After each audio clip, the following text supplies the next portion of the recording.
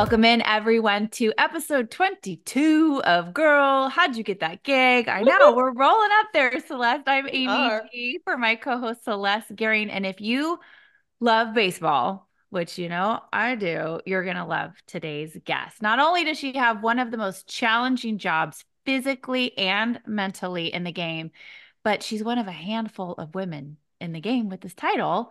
Welcome in Leah Withrow, Director, Field and Stadium Grounds for the Reno Aces. Leah, thank you so much for taking the time. Thank you for having me. This is fun. Well, yeah, and I just want to make a quick note as she's drinking her coffee and I have my coffee. It's 8:30 in the morning. Now that doesn't seem early to a lot of people, but for TV people, this is like it might as well be 3 a.m. And we're recording now because that's the time that Leah would have because from here she goes and goes and goes and goes and doesn't stop until after the game. It's a Yeah. long day for you. Yeah. So thank you. Yeah. Thank you guys for making it work. Yes. Yeah, we're so glad you joined us. Before we get on your career path, we love to play a game. We call it Girl Gig Quick Pick, where we are going to test your trivia, Leah, on where you live, Reno. Have a sip of coffee, perk up. Here we Oh go. boy. Oh Are you boy. ready? Mhm. She's getting ready. Okay. Okay. So this first one's multiple choice. Reno holds the all-time Guinness World Record for most people playing checkers. Is the number A, 250, B, 375, C, 540, or D, 715? I feel like 375 people playing checkers is a lot. Mm-hmm. It And is. like anything higher than that is harder. Yes. Good guess. But the answer is C, It's 540. higher. Yeah. Yeah. Yeah. Yeah. And very random fact, it took place at the Peppermill Resort and Spa Casino in 2014. Okay then. Good to know. See, and we're very educational with really important information on this show. But Very We actually, learned important. too. actually we are later on. The game probably not facts that you're ever going to need, but fun. Okay, second question. It is multiple choice. Reno is known as the biggest little city in the world, which I know you know. The man who came up with the famous slogan is from A, Reno, B, San Francisco, C, Denver, or D, Sacramento. D Sacramento. You got it, Ooh. girl. I She said did that. know that one. She said it with conviction. Yeah, his name is G.A. Burns. She Very cool. dropped that one. Yes, Okay, she true or did. All false? right. True or false? Reno is among the 10 sunniest cities in the country. True. Nevada is also the number one state with the least precipitation. Oh, I Oh, love she's adding, Amy. She's just she's adding and knowledge, dropping it. I think she caught a fly on Yeah, the there's way. I got Like stuff I going just on in she's the just like office. But multitasking. Get it, girl. yes, What surprised me about this one though is it said that the Reno Tahoe area gets 300 days of sun each year, which I've been yeah, to Reno many times and I don't remember it being that I've been sunny there all when it's throughout the year. cold. Yeah, I've Right? been there when it's Yeah. cold. we do get our winter, but I will say what I think is Florida's the Sunshine State. Hmm. It was very mislabeled because they get a lot more rain than we ever do. So we definitely get all the sun. As somebody who works outside and has to constantly check the Yes. weather, I am very familiar with the amount of sun and the UV every day and the precipitation. And Nevada is the driest state in America. Wow. Oh, that's got to be tough on you for your what you do, which we'll get into. Okay, last one, true or false? Reno experiences about 1,000 earthquakes every year. I feel like that's true. It is true. And it's Yes. crazy. I've only Dude, felt a handful since I've lived okay. here. They have to be pretty big for you to like actually feel them, but I know that they're happening even if you physically don't feel them. I wonder if that's, I mean, listen, I know nothing about weather and science, so here we go. Make this statement, but I'm curious if it is connected to how dry it is there. I Yes, don't know. and where we sit on the fault line Mhm. between California because we are like I'm closer to the border of California right now than Vegas, and everyone Yeah. gets our geography a little confused. Yes. Um, Yes. I get asked if I how far it is to Vegas. I'm like, it's like an eight It's hour drive. far. And it's Yeah. like 4 hours to San Francisco. I'm closer to the ocean than Vegas. So I Yes. think being close to the where the plates are in San Francisco is probably some Yeah. of it. Mhm. Well, I know that because I'm a UNLV mom. Don't be mad at me. That's it. I'm a UNLV wife and mom. And so whenever UNR does anything good, I have to hear it from Paul and Zach. Like, oh, Reno, Well, I Reno. never went to Yeah. UNR, so I have no I Connection. Okay, good. Who dreads swimsuit shopping? We do, that's for sure, and that's why friend of our program, Denise Foley, created Sunset Vibes swimwear. If you want to look good, feel good, and wear a suit that fits perfectly, check out sunsetvibesswimwear.com. Most brands use generic rating to determine sizes, but Sunset Vibes swimwear took more than 2 years to fit test over 100 women from size 2 to size 26, ensuring every curve was considered and every body type fit to a T. Everything is sustainable, made in LA, and ladies, you deserve to feel amazing in swimwear. That's Sunset Vibes, VIBES swimwear.com, and the search for the perfect swimsuit is over. All right, let's get started on your story. I am really excited to hear about your path. I loved meeting you last year at a River Cats game. You're good friends with our play-by-play announcer, Zach Beyruti, and he highly recommended you for the podcast and what you do and what you represent too for so many of us in sports. So when we look, Leah, for guests for our podcast, our goal is always to include every job we can find and think of in the world of sports. And Celeste and I both really felt like by far, so far in our guests, yours is probably the most unique. So, with your title, how do you describe what you do as director of field and stadium grounds for the Reno Aces? Well, first of all, shout out Zach Beyruti because Yeah. he's the best. And Yes. I enjoyed his time when he was here in Reno. He's a tremendous human and great at what he does. So He is. He thank you, is. Zach, for the Thanks, recommendation. Zach. Um, Basically, my day-to-day job is just overseeing the field as it pertains to safety and playability for our players. So making sure everything is up to major league standards for our players. And then I do oversee, we have a grass seeding berm, plenty of landscape, and then our front yard and landscape. So anything that grows in the stadium is my responsibility, Wow. whether it's good or bad, because we do have a few weeds that grow that aren't supposed to. Yeah. But obviously, my main focus is always the field, and then we kind of expand outside of that and make sure the seating berm looks great on Friday nights, so families can come sit and enjoy, and kids can play catch out in the front yard and all the fun stuff.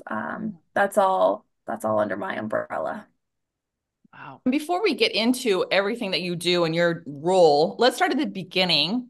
Where did you grow up? Did you play sports? How did you start loving sports? Yeah, so I grew up in a small ranching town about an hour south of Reno. It's called Gardnerville, Nevada. It's population like 3,000. Not very big, right in the foothills of Tahoe. So Heavenly Village and South Mm-hmm. Lake are right over the mountain. It's about a 20-minute drive, and we're just in the basin there. And I grew up very spoiled having Tahoe in my backyard. I grew up very outdoorsy. My parents and sister and I would always camp and hike and fish and go to the beach and ski. And when you have that at your disposal, it's hard not to dive into all of that Tahoe has to explore. And then I did play a lot of sports growing up. Soccer is one I stuck with, though. I have zero hand-eye coordination. I tried so hard. All my friends played volleyball, and I tried so hard to play volleyball, and I couldn't get it Oh. together. And I also stopped growing in like eighth grade, so 5'3" didn't get you very far in volleyball. And Yeah. so I stuck with soccer. I was very good at soccer when the using your hands is like against the rules. I was like, that's a good sport for me. I'm gonna play I that fit one. that box. Yeah. Yeah, that one is for me. I love So I that. played soccer all through high school. Didn't really have any college ambitions as far as soccer went. I was an average player. I could have gone to D2 school or something just for fun, but kind of wanted to explore other options. I knew it wasn't going to be like a career for me, but I enjoyed being active, having friends, traveling, all the fun stuff that sports allows you to do as a kid. Mm-hmm.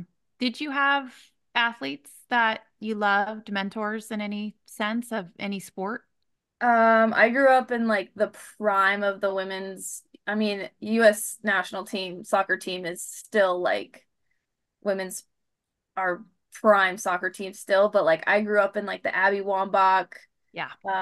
era and like Well, watching. Rapinoe Yes, was young on that team because I yes, remember Abby and Megan came to a Giants game and and Megan she was was like just a a baby rookie. then, and Yeah. it was just like that was like I remember watching the Olympics, Hmm. Japan or something, and I was just amazed by how successful these women were and how much they had to hurdle over just to get to where they were. And I remember listening to the boys in high school, like talking about the women's national team so highly compared to like the men's national team. And it was just like, so it is equal in some ways because you were following You're this more talking than, about it.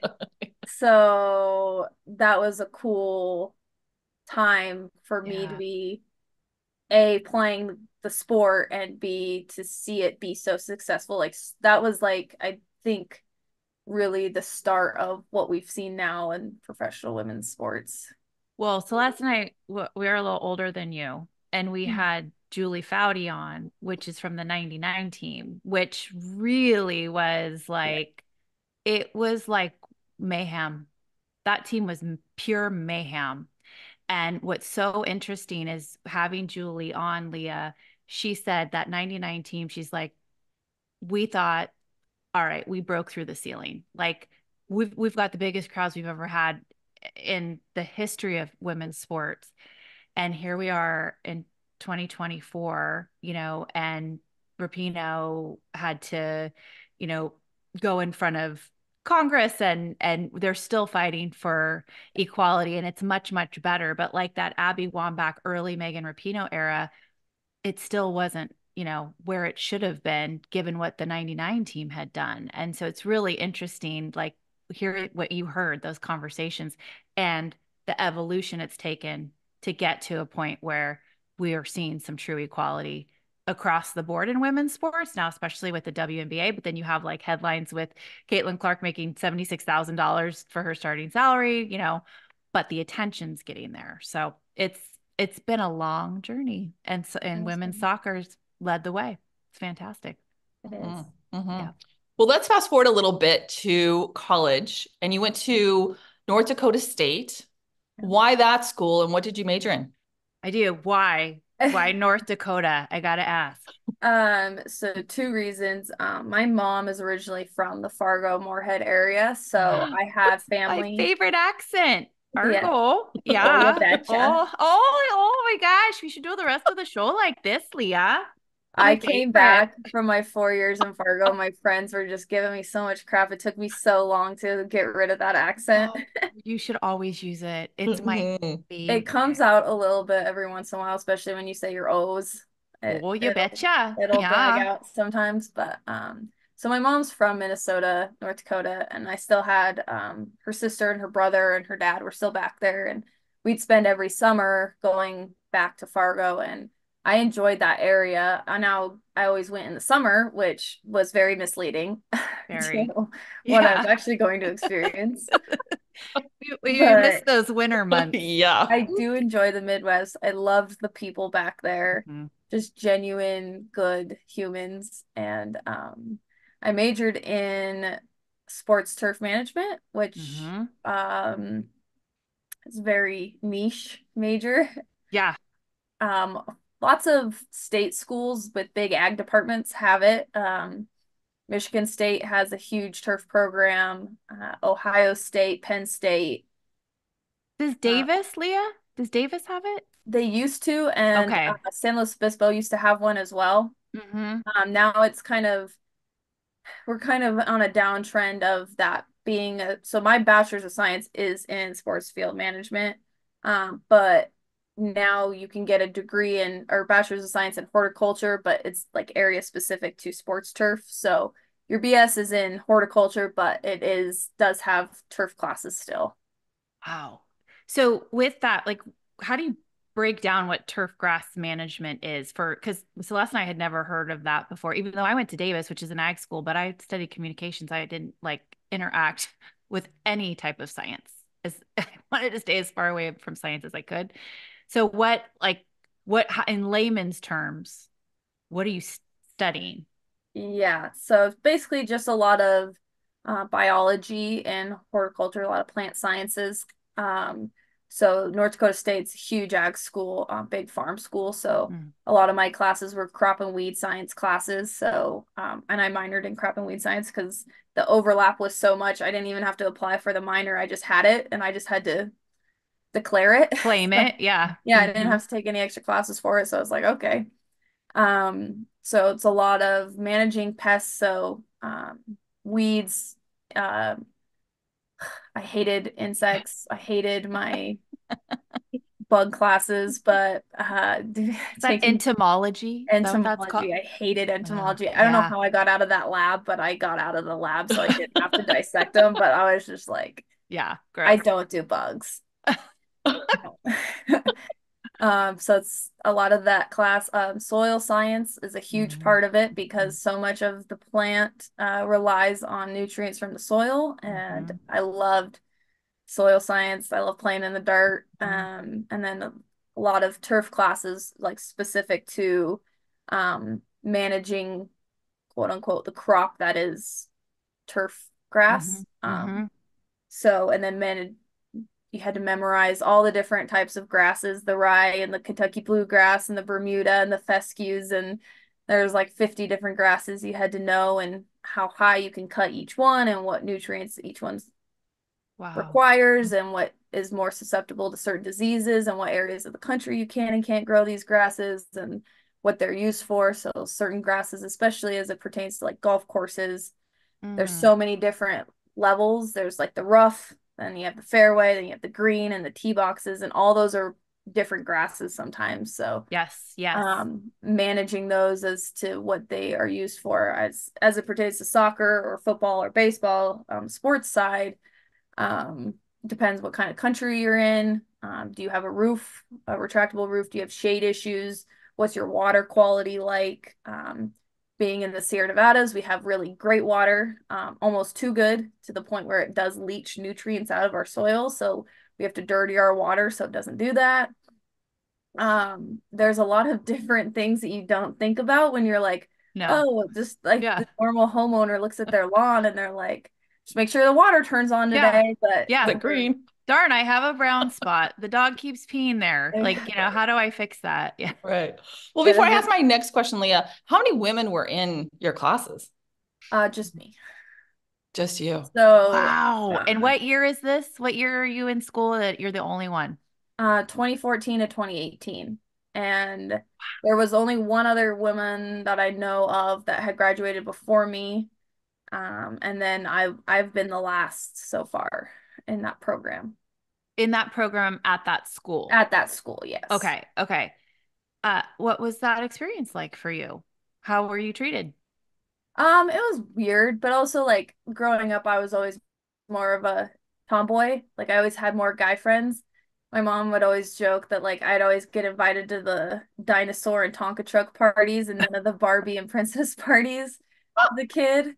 Because I like to play with Legos and I like to do blocks and play in the sand. And I wasn't a baby doll girl. I wasn't a Barbie Yeah. kid. I was very tomboyish as far as that went. So like I've always had more guy friends, I guess. So it Mm-hmm. wasn't weird that way. It was an adjustment to realize how weird it looked to them. Because for me, I just walked into the classroom and I was like, oh, this is just what it is. And when they saw me walk into the classroom, seeing their perspective was completely different than mine. They're like, Mm-hmm. what is that? What is Yeah. that? Mm-hmm. Well, Leah, similar to you, I grew up in a really small town. We had one stoplight, 3,600 people.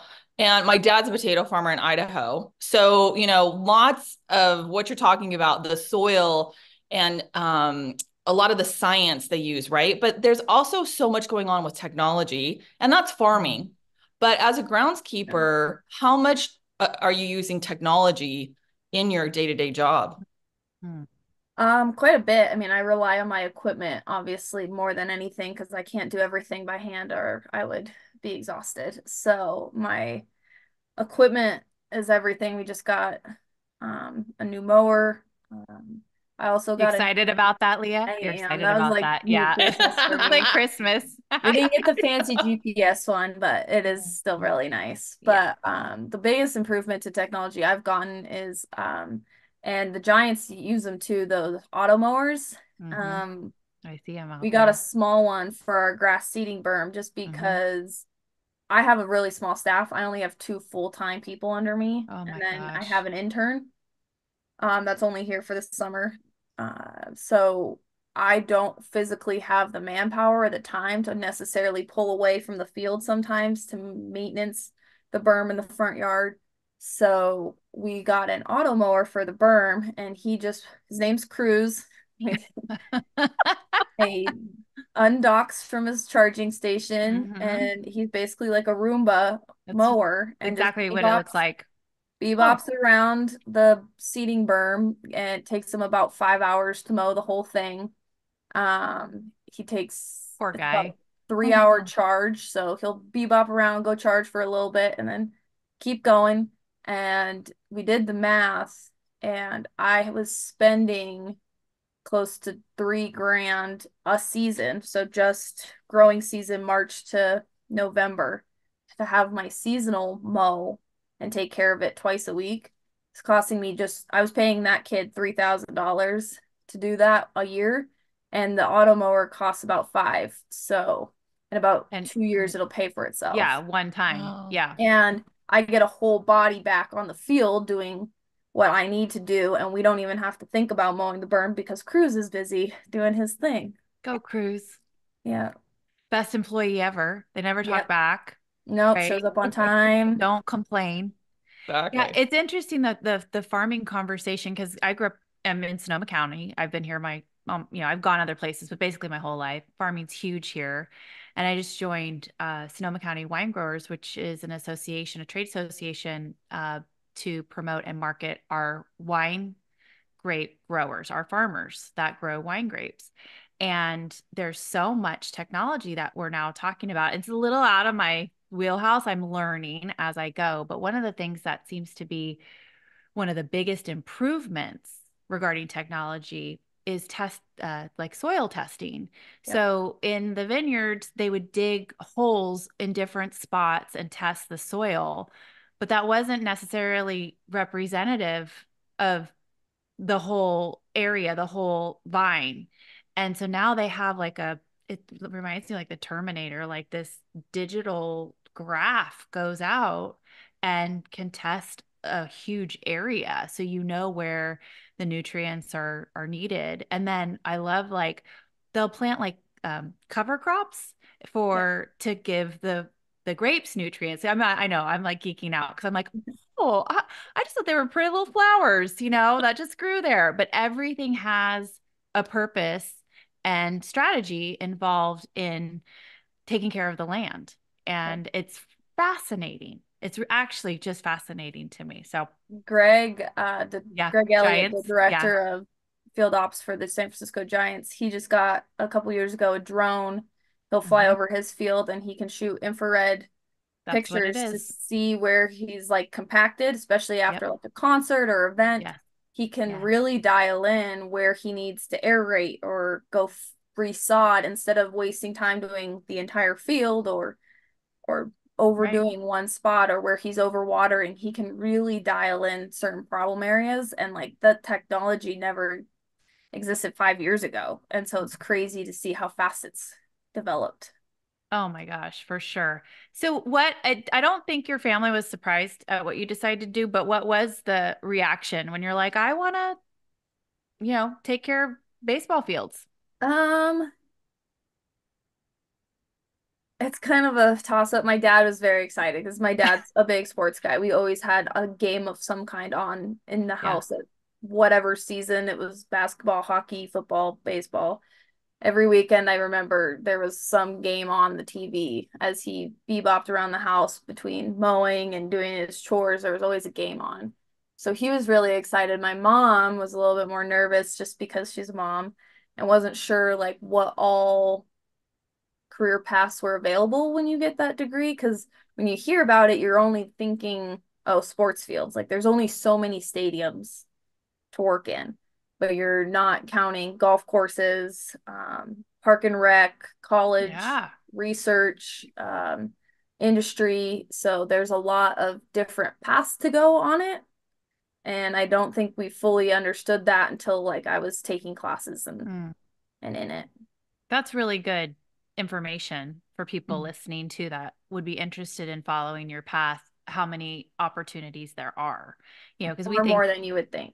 yeah, and we're thinking baseball right now, right? Yeah. But even in baseball, there's big league and then there's all these different levels of minor leagues. There's fields everywhere. Yeah. So, yeah. If someone in our audience wanted to follow in your footsteps, Leah, and become, a director of field stadium operations, is there another major for them besides turf grass management, or is that the major? So that or horticulture or some sort of ag degree is always helpful just because the knowledge you need, the science behind the field care is very important. Like you were just saying, soil tests, we just did a bunch of soil tests. So I'll take every other month, I'll go around and plug 20 spots in the field and send it out just to see where we're at so that I'm not over fertilizing or putting a certain nutrient out that we have too much of or we don't have enough of this. So now I need to supplement there. It's the same as like you just going to buy a multivitamin, but you're really low in iron, but you don't go get your blood tested, so you don't know that. So you're not really solving the problem. It's very similar. So like you kind of have to have some base knowledge of when there is an issue or there a disease pops up or you're having insect issues, how to identify and cure the problem on your field. So a horticulture degree, soil science degree, turf management degree is all very helpful. Now, I will say both my full-time assistants do not have degrees. They're both baseball players that loved the game, played in college, one played professional, found turf, took care of fields in college because that's what you do. And a lot of colleges don't have expensive grounds crews, so they do it themselves and they fell in love with it. They love being outside. They don't want a desk job. I can teach you a lot of the turf stuff, and they did end up getting a certificate from Ohio State. They took like a online class so that they could understand some of those basics of why we do what we do. But I would say, me personally, I hire based on if you're a good person, if you show up on time, you're easy to work with. We work crazy hours, so I'm not gonna put up with somebody who's hard to work with and is dragging the team down. Those things I can't teach, but I can teach you soil science and I can teach you how to grow grass. That's again such good information for anybody interested in working in the field. And let's go back a little bit because you were actually the student manager of the North Dakota State Athletics grounds. So, when did you always think you wanted to get into field management? I mean, I know that's what you chose this major, but when did you really start to hone in on your path? And did this particular position solidify that for you? And what did you do in it? And did that like say, yep, this is the path I want to go on? So actually what kind of started this all, I was always on the engineering path because I was very puzzle oriented. I like to solve puzzles. I like to be You like working with Legos. my hands. So like any career aptitude test they make you take in high school was like always engineering, engineering, engineering. And so I had toured North Dakota State for engineering and just saw that they had sports turf management. And I was like, well, I like sports and I like to be outside. So we're here, might as well hear what this is about. And we met with the department head and he kind of explained again, like the different career paths there were, what your class schedule would look like, stuff like that. So it was like food for thought, but I was still on the engineering path. And then I took calculus my senior year of high school. And I was like, I there did is just too. no chance I'm going to be able to do this for 4 more years. I was very good at math, always in advanced math, and then calculus is just anti-math. It's just not math. I didn't know what was going on. I was lost for a whole year. Agree. I had to go pass fail my senior year with calculus because I just couldn't, it did not make sense. I couldn't do it. So I started looking more into turf and my senior year of high school, my grandparents were snowbirds and would spend winter in Arizona. Sorry, my assistants just got here, so they're saying Hi. hi. Hello. We heard Leah likes you and you don't give her problems. They're the best. But senior year, I went to do spring break in Arizona and Phoenix. And I literally just reached out to the Diamondbacks, like on their comments and questions page, just went to their website on their general. I didn't know anybody. And I just said, I'm a senior in high school looking at getting into sports turf management. Can I shadow your groundskeeper for a day? Like I knew if I was going to move all the way to North Dakota for this specifically, I needed to talk to an industry professional. I had so many questions that only like somebody who does this day to day could really answer. So, and within an hour, Grant had reached out and said, yes, we want you to work a non-game day and a game day. Like, meet us here, set me up with my pass, got me in, whatever. So I worked a non-game day and a game day. On my spring break, I'm out there washing wall pads and tamping bullpen mounds and hanging out with Grant, who's the head groundskeeper with Diamondbacks, has been forever. Such a good guy, genuine human again. And for him to let an 18-year-old girl come out on his field and gave me the mower, gave me a paintbrush, like literally had my hand in every bucket there and just gave me the full immersive experience. And no matter how tired I was, I just wanted to go back. I was like, got home that first day after washing all those wall pads and I passed out. I took a long nap and I was like, okay, but I want to go back. And then I worked a long game day, and like game days are even longer because you're there setting up BP, tearing down BP, doing the whole game experience. And I was like, okay, I want to go back. So it was like that moment where I was like, this is something I could definitely see myself doing. And then when I got to North Dakota State, I applied for the grounds position there just as a student worker because A, I'm a college student, I need money, and B, I might as well do something I enjoy doing. And again, had an amazing boss, Tom Dreets, who really set me up for where I am today. He was extremely helpful, huge mentor of mine. I really learned a lot. And that was a fun experience at the university level because you do football and soccer and track and field and softball and baseball. And so like when you get bored with football, then you go over to the soccer field. When you get bored with soccer, you go over to the softball field. And like you kind of got your hand in what it takes to do all of the sports. And then that's kind of where I narrowed down that I really wanted to do baseball. And I love that in high school, a senior in high school. That's what I was thinking. A senior in high school. Oh my God. When mine was a senior in high school, there was no calls being made to shadow anyone. I had so many questions, especially when you're from a small town and like my parents are full, like I had a full ride for UNR. I had basically had that paid for, and I just knew I wanted out of my town. I wanted to go see something different. Sure. I really fell in love with turf management after that day. And like, if it wouldn't have been for that, I don't know if I would have gone. So I really give so much love and respect to Grant, who allowed me to you to do that. What to a do great this guy. and be on this path, because sometimes you just need questions answered. Yeah. And only somebody who does it day to day can answer them. And what a great lesson for anybody listening. Like, if just ask. Yeah, the answer is always no until you ask. They could say no, but they could also like say yes. And look what happened to Leah. Just went on their Diamondbacks comment, like guest comments and questions. Like, I'm sure that's where fans go to complain about how salty the popcorn was or something, but I'm sure I was a refreshing request to pop through and filter through. So, but you don't know until you ask. Totally true. And when you were working at North Dakota State, was that an internship or was that a actual full-time, part-time job? That was a part-time job in college. Okay. So, did you have any other internships? Yeah. So my first internship was here in Reno in 2015. It was my first ever internship. Kind of got a feel for baseball in general, and got to be home for the summer.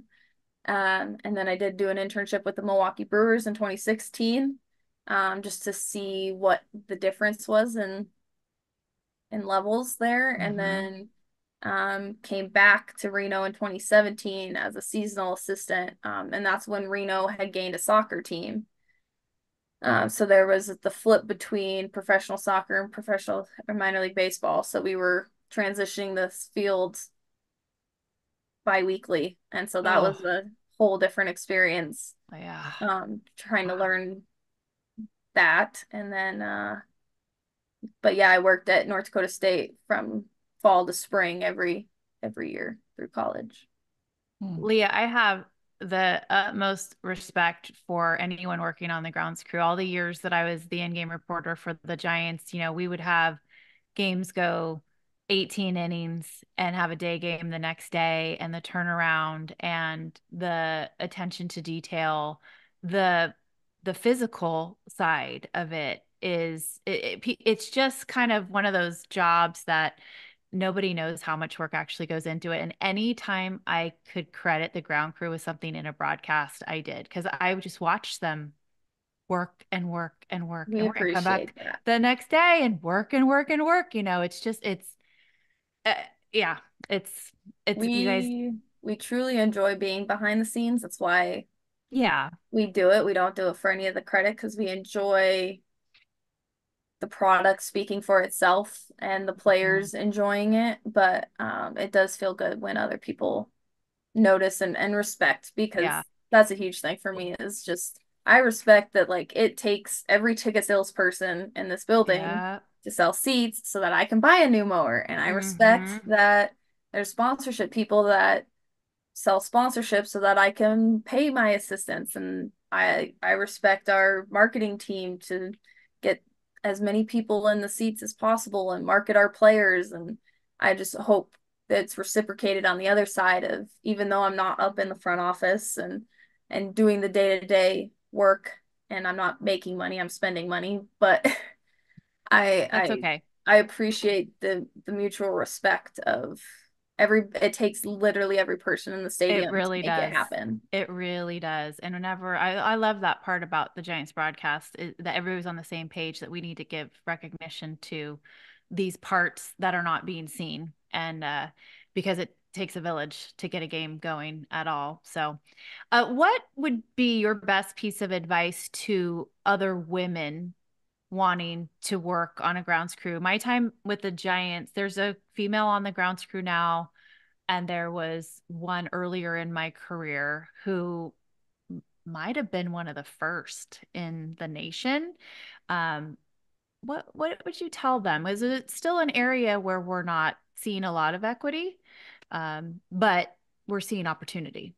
Yeah, I think it's hard because, again, like, if you don't see it, you don't know it exists. Mm-hmm.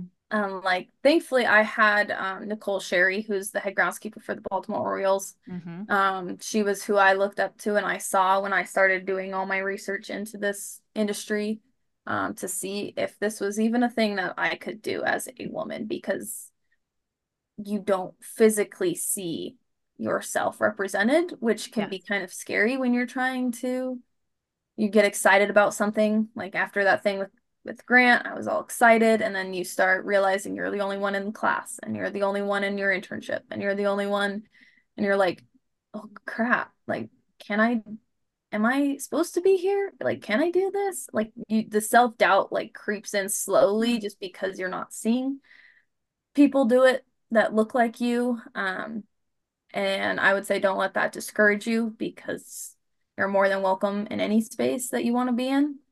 I think the lack of representation is starting to turn. I just had a female intern last season. She's going to Auburn uh, for turf. It was her first ever internship as well, so it was a lot of learning of the equipment and how a baseball game works and how stadium works. And she really fell in love with it because she took the chance. She drove all the way from Auburn, Alabama to Reno to spend the summer with me because she wanted to work under a female, which is hard to do. And you only have four choices. Um, Wow. At the minor league level or across baseball? in all 150 professional baseball teams. There's two female head groundskeepers in Major League Baseball, Nicole and Heather Nabosny in Detroit. Detroit. And yep. Yep. And then myself in Reno for the minor league. And then Morgan Hunter is the Tri-City River Bandits head groundskeeper. So What are they? What affiliate are they with? Royals, they're double A for the Royals. Are you gals on a text thread, I hope? And Yes. I good. actually have a picture. Oh, in my office. There So they these are are. my Oh, girlies. cool. I Uh, It's gonna love grow. that. It's gonna grow. Mhm. yes, we're getting there. But so That's to have her reach out and want to be a part of our internship program was really cool. And now she's interning with the Nationals in DC this summer. So oh, that's fantastic. she I tried to get her to come back because she was a fantastic intern, but she big leagued me, so it's fine. Is that your, do you have aspirations to go to the big league level? I don't know. I'm having a quarter life crisis right now. A, qu a quarter life. I'm Hey, a I'm little like, past quarter you're life. too young to have midlife. I know that. Yeah, I'm Yeah. like a little past quarter life, but still I've always as a young person was like, I want to be a major league head groundskeeper. I want to be a major league head groundskeeper. But the more I've spent time in this industry and the more head groundskeepers I've talked to at the major league level, it's a lot of the parts of my job I already don't like escalated. Yeah. It's a Hmm. lot more people managing and event management and up like managing up of your GM and your COO and your front office people, and it's a lot more desk work and not as much field work. Hmm. And it's funny that the higher you get in your career, the further you away you get from what you actually want to do. Right.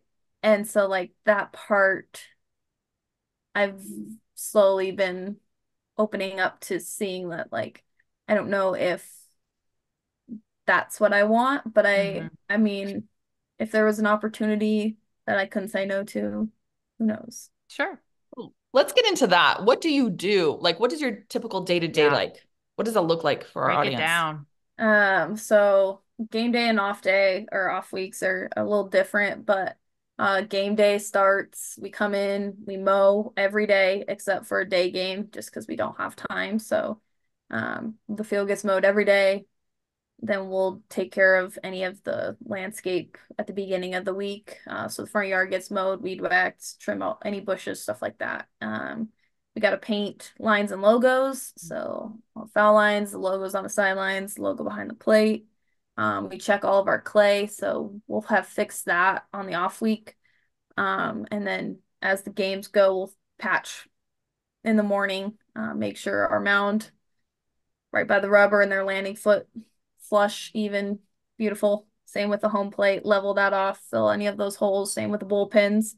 So a lot of clay work, prepping the infield, making sure that infield dirt has really good moisture. Hmm. That's where 75% of the game gets played. So that is a huge part of my day is making sure there's no lips, making sure the infield's tight and soft enough for cleats to come in and out of cleanly, for guys to slide on safely, that they feel like the ball's rolling well, bouncing safely. And then we'll set up for batting practice, and then we'll tear down batting practice, and then prep for a game. And then we kind of get a breather for like 5 seconds. And then we do our Eat in-game. something, eat. Yeah, finally sit down for the first time all day. I joke my laptop, I close it every night, and like there's points during like a game day where it doesn't get open till 6:35 after first pitch. Hmm. Like I just don't sit at my desk. Like my job is and my first priority is always going to be the field and whatever emails and other stuff unless it's dire, which it never is. There's no email in which I'm going to save the world. So everybody just calm down on the emails. I'll get to it. I love that you And brought up the lines too, because I just went to Japan and we went to a baseball game there to see what it was like. And they didn't have the lines between first and second, second and third. And my husband and I were the whole entire time are like, it was like something was off because the lines weren't on there, you know? It's just there's so much that They goes into didn't a have a field. line down first base No, line. no. It was Huh. so weird. weird. I didn't know that. Yeah. So I have a lot of different questions going through my head. One is what happens if you get sick? You don't. Okay. I push through. I'm not around enough people because I don't my office is in center field and all the front office is by home plate, so I don't interact with a lot of people or the Mm-hmm. general public, so I'm not exposed as much as Mm-hmm. other people are. I also think the amount of vitamin D I get in a day has severely enhanced my immune system compared to the front Killed office. any virus that's entered you? Yes. Yes. Otherwise it's just pushed through. I mean, thankfully my assistants are fantastic. There was a few points last year. I had my college best friend got married and it was That's what I was going to ask next. yeah, on a game week. So I flew out. I had prepped during the whole day. I took the red eye to Minneapolis, drove into her wedding, spent I think maybe 48 hours in Minneapolis and then flew back. But for the Sunday game. So I only missed Friday night's game and Saturday's game.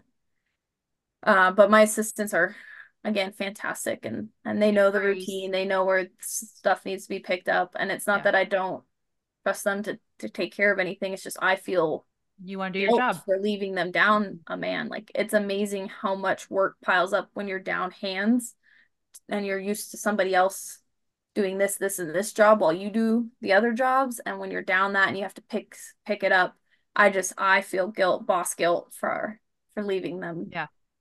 Well, and we always try and expose the good, the bad, and the ugly, right? So anybody interested in going down this path of our guest, there's no surprises.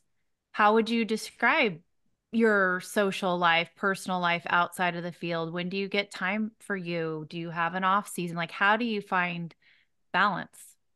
I'm really lucky that Reno has all 4 seasons, so we don't do a ton of events. Our falls are really gorgeous, super nice. And then once November hits, we're pretty quiet. So then it's just like basic maintenance, mowing every once in a while when it needs it, spraying our fungicides before the first snow, stuff like that. But we do get quite a bit of an off season. And my goal every off season is take one vacation a month because my PTO racks up during the season because I don't use it that much. And I get to the point where like our PTO caps out and I can't get any more. So I'm like, might as well use it. I gotta go. Yeah. I learned very quickly my first year as head groundskeeper that you can't live at the stadium as much as you want to. And like the field is my baby and I love it so very much. And it is a living thing. Like I can't just leave and expect it not to die or keep growing and stuff like that. So it does need to be maintained and somebody needs to be here. But there's a balance that I had to find and it took me a little bit to find it, but we're here now. And going into now my 4th season as the head, I have significantly increased my work-life balance. And I owe a lot to that to my boyfriend who forces me to leave the field, which is much needed. Sometimes it takes a person or your priorities to change, whether that's family or friends or stuff like that forces your hand to leave, just like my best friend's wedding. Like that was a non-negotiable for me. That's an event that only happens once, hopefully, in her life, right? that I would absolutely regret for the rest of my life if I missed it. And so your priorities are, as long as you yourself are able to prioritize what's important to you, everything else falls into place. It also helps that like I've trained my staff. I have great staff who's more than trustworthy and willing to step up and are excited for me to leave. They're a little too excited for me to leave. But it took a long time to separate myself and my identity from the field because I did being one of the few females in minor league baseball or professional baseball in general, and there was a lot of press behind it. And when I got my promotion, there was a lot of pressure to succeed, A, for myself, and B, for women following my footsteps. There was a lot of, I feel like I need to be here all the time to prove to these people that I belong to be here, I deserve to be here. So it was a lot of that I had to let go of, that my identity wasn't being a field manager, was being a person to my friends. Yeah, it's just part of you. Yeah.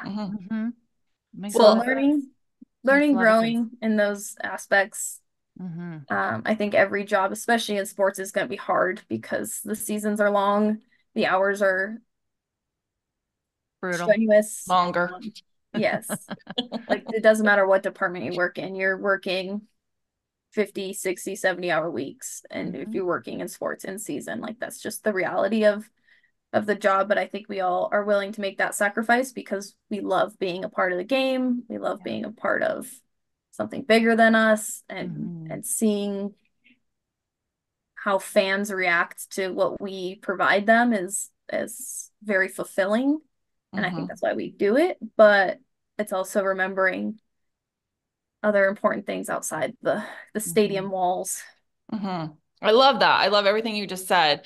One of the things just covering baseball is always the rain delays. We think about the weather all of the time. Can you give us a story about one of the toughest weather conditions you faced and how you had to deal with it? Yeah, last summer was one of our rainiest summers we've ever had in Reno, which was super weird. Prior to that, we had only pulled tarp twice in a summer. Like we Wow. don't, we You have don't have really to. good weather here. And so, we were constantly pulling tarp last year, and Harry Potter night, big sellout night for minor Big, league baseball. If you've big ever been to night. a Yep. minor league baseball game when it's Harry Potter night, oh my gosh, it's Right. Saturday night. People are excited. And we had a rain delay. I had to pull tarp about 5 o'clock for a 6:35 game. And it was like not a heavy rain. It wasn't like a crazy rain. It's just that obnoxious, drizzly, it will just make everything wet rain. So I had to pull tarp, and we waited and we waited. And the band, we kept checking the radar, and the band just kept building behind it and building behind it. And there's just no end. And um, of course, our GM and president and COO, all those people have this many tickets out, you expecting all these concession sales, stuff like that. I mean, it's important. Like I don't Got to dismiss get it the at game all. in. You You got to got to get the get the game in. game in. Yeah. There's a lot at stake. It's not just a baseball game.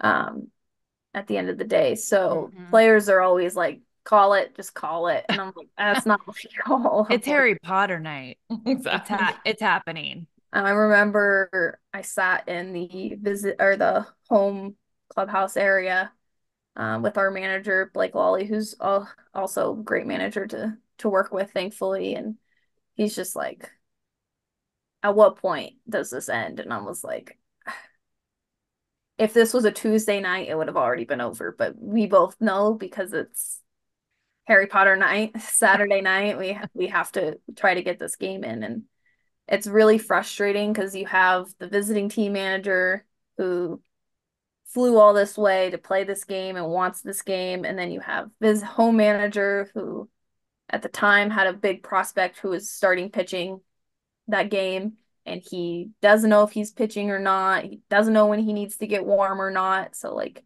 there's a lot of being pulled in multiple directions. And then you have your GM who's like, well, when can we pull this? We got to pull this. And I'm like, I'm not pulling this until there's not a raindrop anymore, because the field is, thankfully, we just got a renovation. So it could take some water, but at what point, and are we going to have to call the game in like the third inning? And then we have an even bigger problem, because then we have to start the game over tomorrow. Over.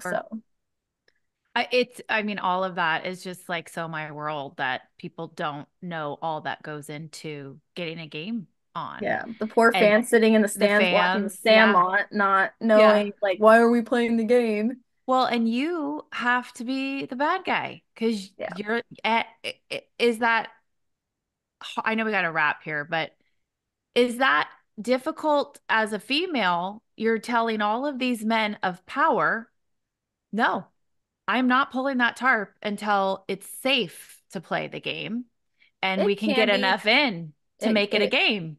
it can be hard. It depends on your relationship with all those parties. Thankfully, like my manager knows and respects me, so he knows I will not jeopardize his players. Like my number one job every single day when I'm coming into the field is player safety and field playability. I am putting out a product and I mean, some of these guys are worth millions of dollars. Like Yeah. these are high draft picks that are coming through the system. These are rehab guys that are worth multiple millions of dollars in contracts and stuff. Like I don't have the choice to sacrifice their safety for your tickets. I just can't do that. And I take that job extremely seriously. That pressure is on me every day, is to put out a product that I believe in is going to get these guys to where they want to be.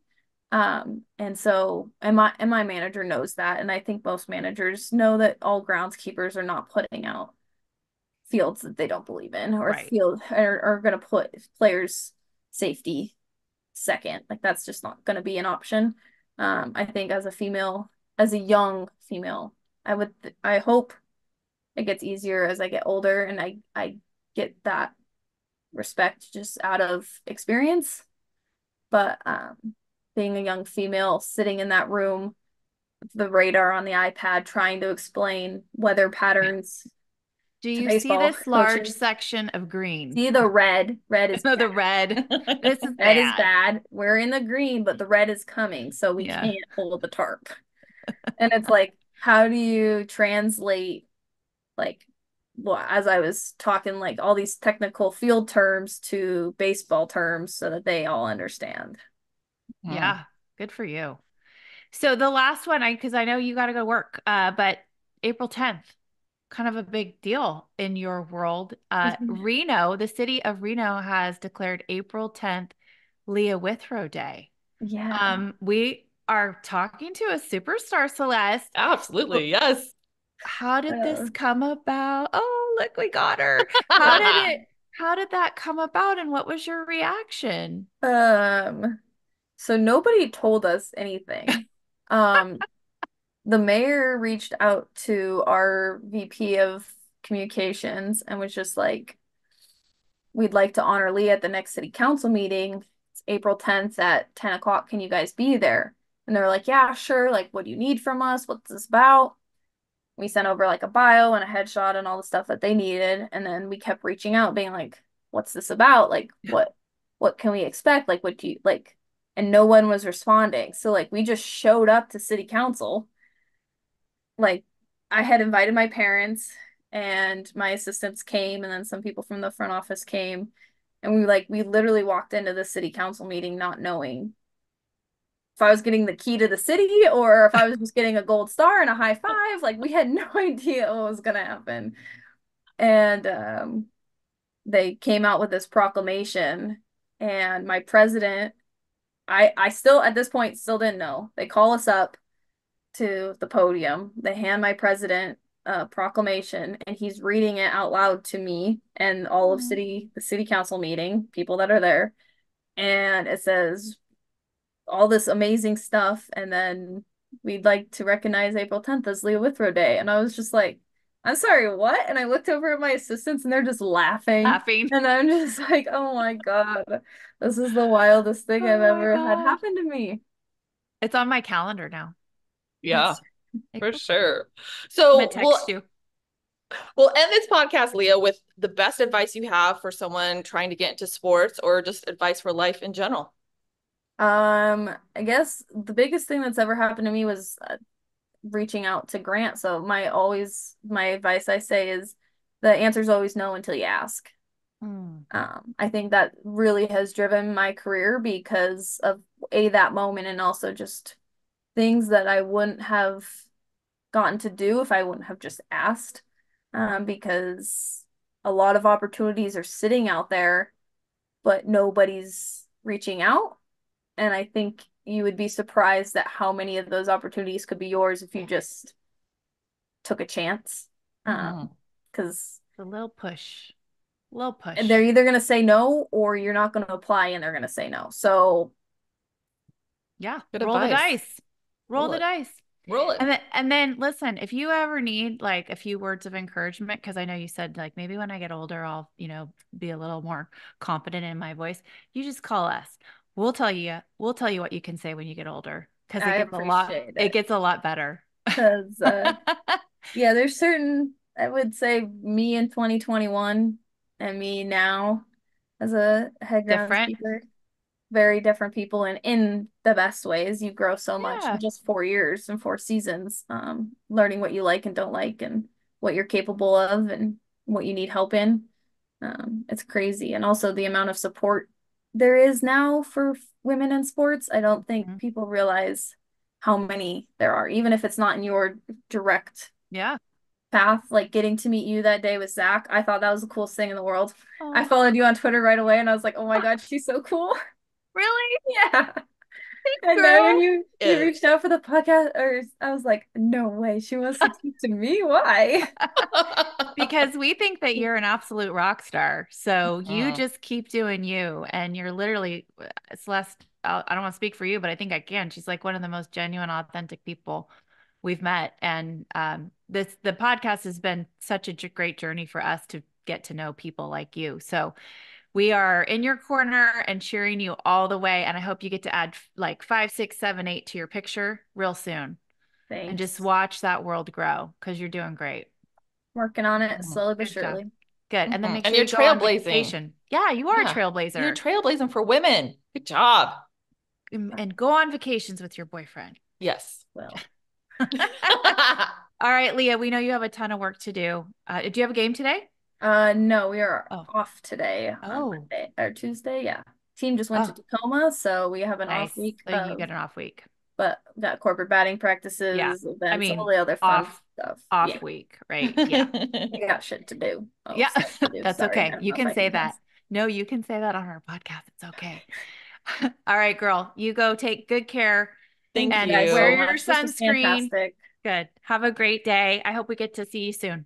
I love you guys. Thank you. Thank you. Thanks. Oh my gosh, I'm so excited that she came on, Oh, Celeste. me too. So Yeah. fun. So inspiring. Oh, And so young. Like, yes. that's what's coming up behind us, girl. Woo Feel good woo. about it. Mm-hmm. Yeah, I just want to reiterate the amount of work a grounds crew does, and really a grounds crew in any sport. But baseball, that's my world. And I always just had the utmost respect for the hours that they pulled and the care and the love that they had for what they did. And it all translates to getting that game going. So without them, you do not play. So they are vital. And I'm so proud of her. I feel like a little proud mama right now.